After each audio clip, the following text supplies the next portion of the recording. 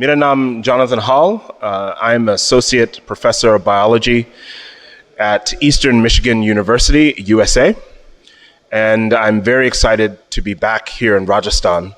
Since 12 years, I was last here, finishing my dissertation research and working with Dr. Anil Kumar Changani at Maharaja Ganga Singh University.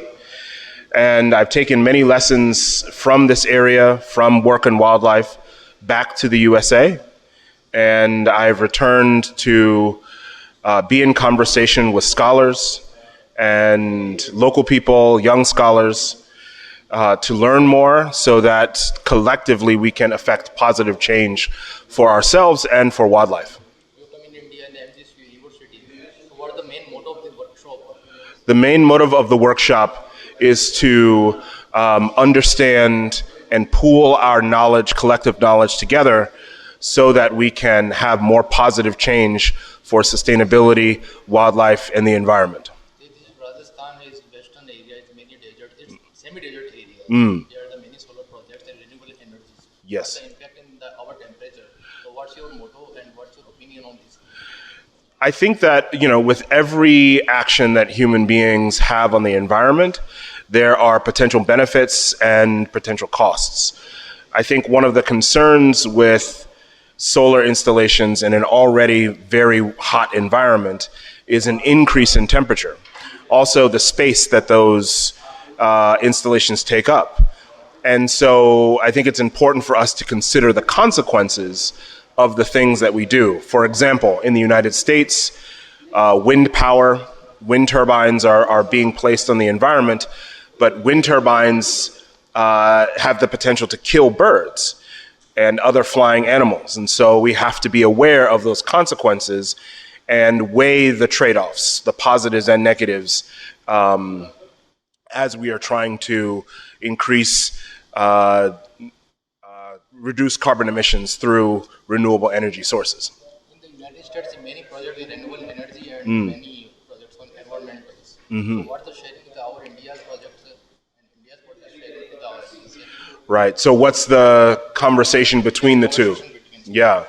Well, that's something that I think we're going to develop at this conference, this conversation, and why talking across nations and across cultures is so important. We face similar problems in terms of environmental change and impacts on wildlife. And so I think that's one of the things we're going to be working out during this conference. There are many species and many birds are lost and these temperatures and these.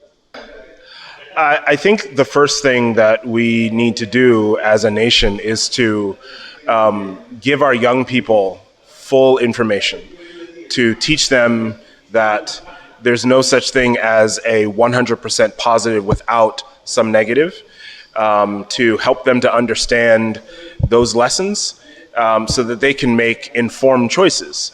So in the US, it is a struggle to educate our youth in the environmental consequences. And so that's why I teach, to help young people understand, because the solutions are not so much going to come from us, but they're going to come from the next generation and the next generation.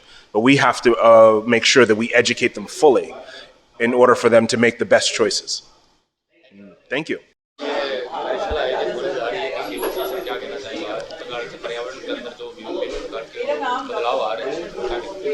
मुझे लगता है कि ये कार्यशाला जो आयोजित हो रही है, इसके विषय तो इम्पॉर्टेंट हैं ही हैं, सस्टेनेबल डेवलपमेंट एनवायरमेंट असेसमेंट का जो है, उसके अतिरिक्त जो बहुत मुझे लगता है महत्वपूर्ण विषय है कि ये इस समय आयोजित हो रही है जबकि हमारा परिक्षेत्र वेस्टर्न राजस्थान भीषण गर्मी के क्षेत्र में है और हम इस वक्त महसूस कर सकते हैं कि पर्यावरण में कुछ परिवर्तन तो हुए हैं, जो गर्मी के पैटर्न्स भी बदल रहे हैं, वेजिटेशन पैटर्न्स भी बदल रहे हैं, जानवरों का व्यवहार बदल रहा है, हमारा व्यवहार बदल रहा है। क्या कारण है और क्या किया जा सकता है, परंपरागत तरीक़ों से क्या किया जा सकता है और आधुनिक विज्ञान के तरीक़ों से क्या किया जा सकता है, इन दोनों पर मंथन करने के लिए 3 दिवसीय कॉन्फ्रेंस आयोजित की जा रही है और इसमें विद्वान गण आ चुके हैं, अमेरिका से भी हमारे विद्वान आ चुके हैं। हमें लगता है कि इसके सुपरिणाम होंगे और उसको फिर हम साधारण भाषा में कन्वर्ट करके जन जन तक पहुंचाने की प्रयास अपने विश्वविद्यालय के स्तर से करेंगे। 7 देशों के लोगों का अभी तक समर्थन मिला हुआ है। अमेरिका से तो स्वयं वो आ चुके हैं यहाँ पे, बाकी लोग ज़्यादातर हाइब्रिड मोड पे होंगे, कुछ लोग ऑनलाइन जुड़ेंगे और कुछ लोग ऑफलाइन जुड़ेंगे। Thank you. आप सभी को मेरा नमस्कार। मैं डॉक्टर ममता शर्मा हूँ। मैं इस कॉन्फ्रेंस की ऑर्गेनाइजिंग सेक्रेटरी हूँ। बेसिकली मैं एक प्रोफेसर हूँ, पर मेरा आज तक की पूरा जो काम है वो विश्व विज्ञान पे है। मैं एक विश्व वैज्ञानिक हूँ। जब मैंने इस कॉन्फ्रेंस को डिज़ाइन किया था तो मैंने इसको इस तरह से कंसेप्टलाइज किया था कि हम डेवलपमेंट तो कर रहे हैं, वो डेवलपमेंट डिस्ट्रक्शन के साथ हो रहा है। मतलब हम आगे तो बढ़ रहे हैं पर साथ में हम अपनी मदर नेचर को ख़त्म करते जा रहे हैं। तो ये जो कॉन्फ्रेंस है टोटली एक सस्टेनेबल डेवलपमेंट के ऊपर बेस्ड है, जिसको हम सतत विकास कहते हैं। That is development without destruction. देखिए, आपको 2 चीज़ समझनी पड़ेगी। डेवलपमेंट और एक्सपेंशन में फ़र्क है। डेवलपमेंट है आगे बढ़ना और एक्सपेंशन है बढ़ जाना बिना कुछ अपनी धरती को दिए हुए या कुछ अच्छा करे हुए। तो हमें सतत विकास की तरफ जाना है। दूसरा कि आपका जो पश्चिमी राजस्थान है, क्योंकि मैं एक विश्व वैज्ञानिक और पेस्टिसाइड पे काम करती हूँ, तो मैंने इस जगह को इसलिए चुना कि मैं यहाँ एक कॉन्फ्रेंस करूँ, क्योंकि बीकानेर बहुत ज़्यादा प्रोन है पेस्टिसाइड टॉक्सिसिटी से। आपके यहाँ नहर आ रही है, नहर आपकी मेन वाटर रिसोर्स की चीज़ है। आपको ये तो पता है ना, आपकी मेन वाटर बॉडी जो आपके है वो नहर है। अब वो जो नहर जो पंजाब से निकल के आ रही है, गंगानगर हनुमानगढ़ होती है आपके पास आ रही है, वो सारा पेस्टिसाइड अपने साथ लेके आ रही है। आपको पता है वाटर के अंदर क्लीनिंग एबिलिटी होती है। हमारे घर में कुछ गंदा हो जाता है, हम कहते हैं लाओ चलो धो देते हैं, गाड़ी गंदी धो देते हैं, तो वो पानी अपने साथ गंदगी ले जाता है। तो सारा जो पेस्टिसाइड है वो लेके बीकानेर तक आ रहा है और बीकानेर में फिर आप और पेस्टिसाइड को यूज़ कर रहे हैं। और ये पेस्टिसाइड इतने ख़तरनाक हैं, ये जब किसी खाने के अंदर चले जाते हैं ना तो आप इसे काट के ख़त्म कर सकते हैं, ना इसे आप धोकर ख़त्म कर सकते हैं, ना आप इसे उबाल कर ख़त्म कर सकते हैं। इनकी एक हाफ लाइफ होती है 200 साल 250 साल। और ये जो पेस्टिसाइड्स हैं ये पोटेंट कार्सिनोजेंस हैं, म्यूटाजेंस हैं, टेराटोजेंस हैं, डायबिटीज़ करते हैं, गॉल ब्लैडर स्टोन्स करते हैं और रिप्रोडक्टिव इनेबिलिटी देते हैं। आप देखिए आज रिप्रोडक्शन की कितनी प्रॉब्लम आ रही है ह्यूमंस के अंदर। डायबिटीज़, हर दूसरे आदमी को डायबिटीज़ है।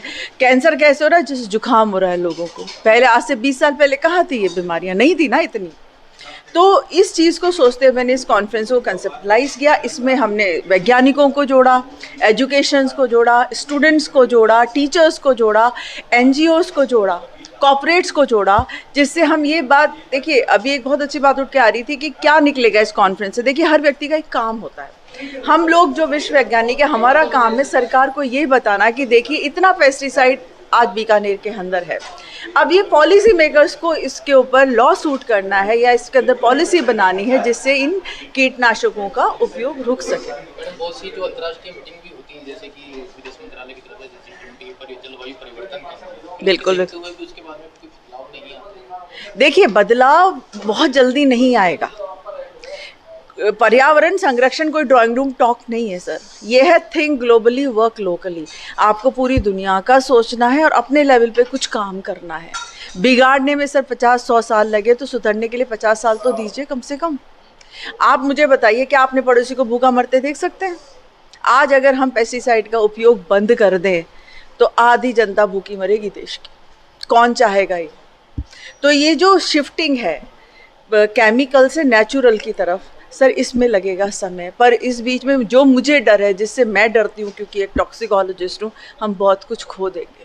तो इस कॉन्फ्रेंस के अंदर कौन-कौन से डेलीगेट्स आ रहे हैं, कौन-कौन सी कंट्री? देखिए, इस कॉन्फ्रेंस के अंदर एक तो जोनाथन हॉल हैं, आप उनसे मिल चुके हैं। इसमें डॉक्टर अनुपम सक्सेना टंजानिया से आ रही हैं, प्रोफेसर राजनर Navare, he is coming from Canada, doctor Sekar, he is coming from China, and और बहुत सारे दूसरे लोकल लोग भी हमारे साथ बहुत जुड़ रहे हैं। आपके यहाँ की जो डूंगर कॉलेज है, लोकल लोग भी जो काम कर रहे हैं अपने लेवल पे, वो भी हमारे साथ जुड़ रहे हैं। और मुझे ऐसा लगता है कि जब इतने सारे लोग बैठ के बात करेंगे पर्यावरण संरक्षण की, तो कुछ ना कुछ तो बहुत अच्छा असर निकल के आएगा।